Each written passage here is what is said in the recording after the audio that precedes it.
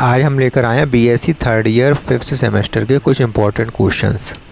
पहला क्वेश्चन है phylum Mollusca के सामान्य लक्षणों का वर्णन करिए। तो इसमें फाइलम मोलस्का के सामान्य लक्षणों का वर्णन करना है। Describe the general characters of phylum Mollusca. अब दूसरा क्वेश्चन है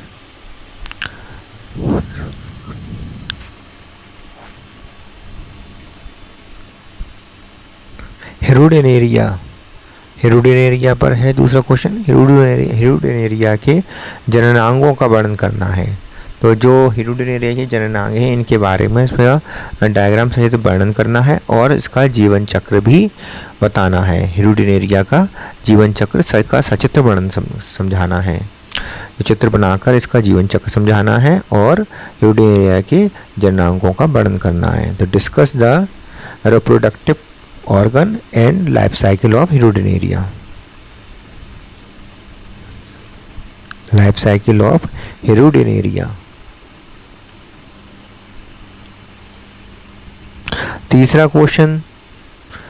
क्वेश्चन जो है वो है निम्नलिखित में से केवल पाँच निम्नलिखित में से केवल 5 पर 100 लगभग 100 वर्ड्स में टिप्पणी लिखनी है। 100 शब्दों में वर्णन करना है, संक्षिप्त वर्णन करना है। तो केवल 5, इसमें 10 दिए गए हैं लेकिन उसमें केवल 5 पर ही करना है। 100 शब्द, प्रत्येक में 100 शब्द का संक्षिप्त वर्णन करना है। ठीक है। पहला है ग्रीन ग्लैंड। दूसरी है रेडुला के बारे में लिखना है 100 शब्दों में। तीसरा है नाइट्रोजन चक्र के बारे में 100 शब्दों में लिखना है। फिर इसके बाद आता है कंपाउंड आई, मतलब संयुक्त नेत्र के बारे में 100 शब्द लिखने हैं, कोई से 5 लिखने हैं। उसके बाद आता है 5वां फूड चेन, अर्थात खाद्य श्रृंखला के बारे में। इसके बाद आता है कॉमनसेलिज्म का मतलब है सह उपकारिता। ठीक है। टॉर्नेरिया लार्वा के बारे में लिखना है। उसके बाद है ऑर्गन ऑफ बोजेनस। तो ये ऑर्गन ऑफ बोजेनस कहाँ होता है और क्या है इसका वर्क है, वो सब इसमें लिखना है। पैरासिटिज्म, अगला नंबर 9 है पैरासिटिज्म। और पैरासिटिज्म के बाद 10वां नंबर है फीडिंग मैकेनिज्म ऑफ नीरिस। तो नीरिस की फीडिंग मैकेनिज्म, उसकी खाद्य प्रणाली कैसी है, ये सब इसके फीडिंग मैकेनिज्म कैसी होती है इस नीरिस के बारे में लिखना है। अगला क्वेश्चन आता है चौथा क्वेश्चन नंबर 4। इसमें क्वेश्चन नंबर 4 में है पाइला के जनन अंग और जीवन चक्र का वर्णन करिए। तो पाइला के जनन अंग के बारे में बताना है और इसका जीवन चक्र इसके अंतर्गत बताना है। तो describe the reproductive organ and life cycle of पाइला।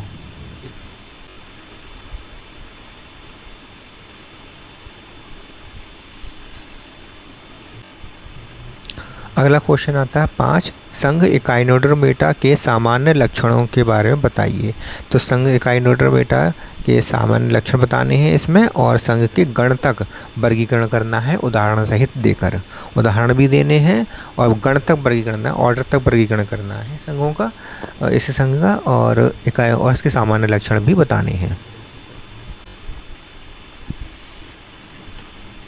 इसके बाद अगला क्वेश्चन आता है क्वेश्चन नंबर 6। क्वेश्चन नंबर 6 में देखिए क्या कहता है, क्या लिखा है इसमें। क्वेश्चन नंबर 6 है आर्थ्रोपोडा संघ के प्रमुख लक्षणों का वर्णन करिए। तो आर्थ्रोपोडा संघ के प्रमुख लक्षण बताने हैं इसमें।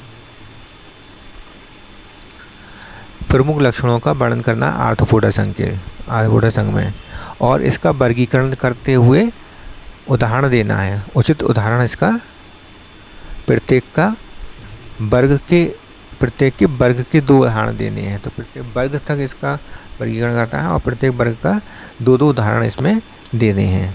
वर्गीकरण करना है और प्रत्येक वर्ग के 2-2 उदाहरण इसमें देने हैं।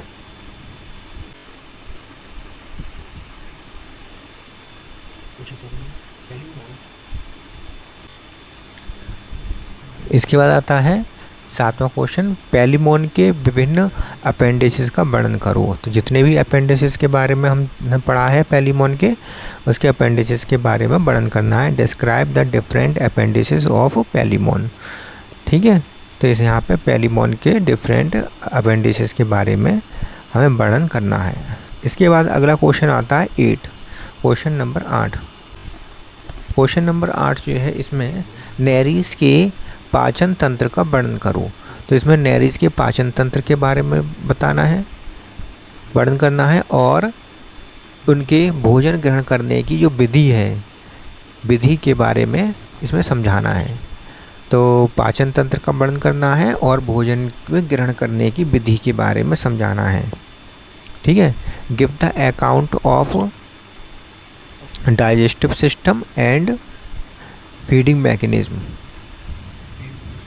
Of Nereis and feeding mechanism. अगला क्वेश्चन आता है, संघ एनिलिडा के प्रमुख लक्षणों का वर्णन करो। तो एनिलिडा के प्रमुख लक्षण इसके अंतर्गत हमें बताना है, प्रमुख लक्षण बताने हैं और गण तक इसका वर्गीकरण करना है, उदाहरण सहित उदाहरण भी देने हैं। तो प्रमुख लक्षण भी बताने हैं, गण तक वर्गीकरण भी करना है और इसमें उदाहरण भी देने हैं।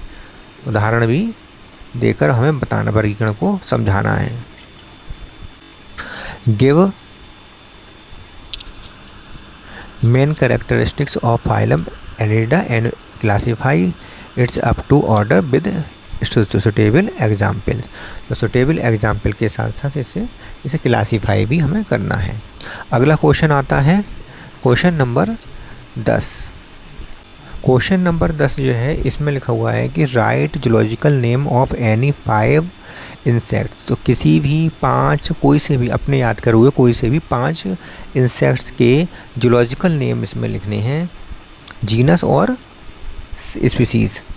जूलॉजिकल नेम में क्या लिखा जाता है, जीनस और स्पीसीज़ लिखी जाती है। तो इंसेक्ट्स किसी भी 5 इंसेक्ट्स के जूलॉजिकल नेम लिखने हैं।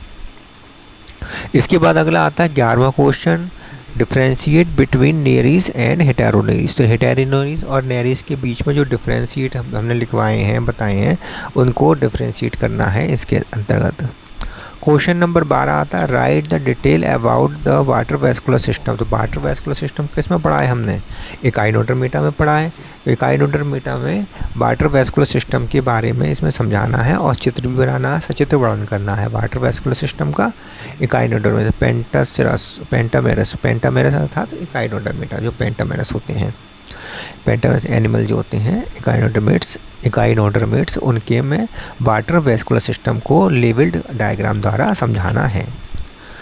अगला क्वेश्चन आता है क्वेश्चन नंबर 13। अब इसमें क्या लिखा हुआ है कि व्हाट इज एक्वेटिक रेस्पिरेशन। तो एक्वेटिक रेस्पिरेशन क्या है, जलीय श्वसन किसे कहते हैं। Describe the respiratory organ. तो और रेस्पिरेटरी ऑर्गन के बारे में बताना है इसमें। जलीय रेस्पिरेशन किसे कहते हैं, जलीय श्वसन किसे कहते हैं, और जलीय श्वसन में उपयोग होने वाले जो रेस्पिरेटरी ऑर्गन हैं, इनके बारे में बताना है। मोड ऑफ रेस्पिरेशन, और रेस्पिरेशन करने का जो तरीका है पैलिमोन में, वो भी इसके अंतर्गत हमें समझाना है।